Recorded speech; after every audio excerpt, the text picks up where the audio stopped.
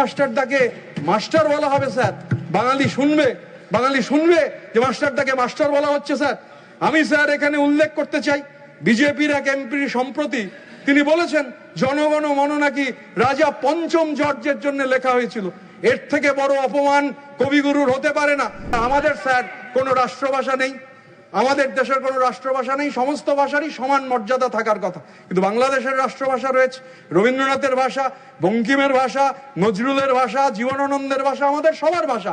আমি স্যার তো বাংলায় কথা বলছি, বক্তৃতা বাংলায় দিচ্ছি, তাহলে আমাকেও কি স্যার বাংলাদেশি বলে দাগিয়ে দেওয়া হবে? বলা হবে স্যার আমি বাংলাদেশি? সাহস যদি থাকে 2026-এ বাংলার নির্বাচনের আগে বাংলায় দাঁড়িয়ে বলুন দেশভাগের জন্য রবীন্দ্রনাথ দায়ী।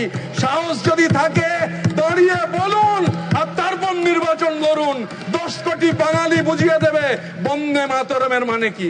আর ঋষি বঙ্কিমচন্দ্র আপনার সঙ্গে চায়ের দোকানে বসে চা খান না, চায়ের দোকানে বসে আপনার সঙ্গে চা খান না, আপনার বন্ধু নন যে ঋষি বঙ্কিমচন্দ্রকে আপনি বঙ্কিমদা বলবেন।